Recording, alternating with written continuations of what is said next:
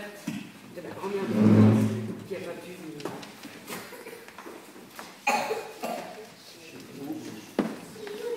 Ma chère Louise, tu sais que ta mamie pense beaucoup à toi en ce jour, donc elle a écrit quelques mots à ton attention que moi je vais te redire. Chère Louise, chère Sandra, cher Benoît, c'est en nous entendant parler d'Irène et Marceau, les mythiques parrains et marraines que nous nous sommes partagés, ta grand-mère et moi, que Louis s'est inquiété de ne pas en avoir. Vous avez raison. S'ils sont encore si présents dans nos vies et dans toutes nos références, c'est bien pour le rôle si particulier qu'ils ont assumé près d'eux. Nos parents s'étaient tournés vers eux pour agrandir un peu un cercle de famille réduit à sa plus simple expression. Il y eut donc beaucoup de repas d'anniversaire, de galettes des rois, de fêtes, de livres offerts et toujours du champagne.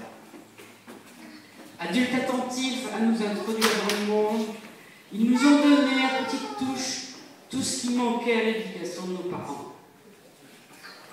Le théâtre, rite angoissant, qui nous obligeait à réviser nos classiques avant l'inévitable interrogatoire auquel nous étions livrés en plein restaurant devant les maîtres d'hôtel.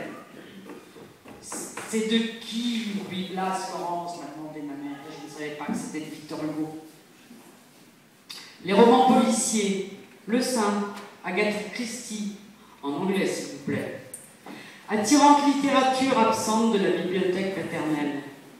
Les repas complexes impliquant crustacés, poissons et viande avec un nombre impressionnant de couverts variés qu'il fallait utiliser sans erreur. Savoir manger seul. Passer du populaire gros plan du pays nantais, jamais de muscadet malheureuse, au Lalande de Paul Branle, goûter l'Armagnac comme mousquetaire du roi.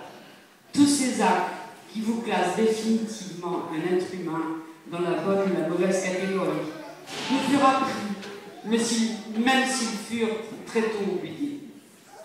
Jouer à mort les femmes fatales, fourrure et robe de Jacques Fat, tournoi de bridge élégant ou rugissement du 421 ou du poker, sans oublier d'être une femme d'affaires qui inventa les produits dérivés bien avant la guerre.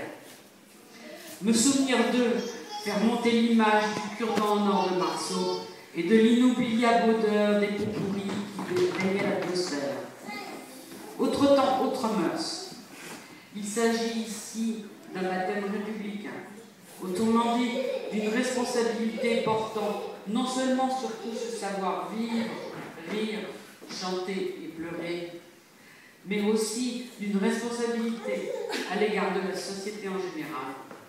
La République étant littéralement la chose de tous. Te voilà donc, fille de la République, aux armes et au champagne.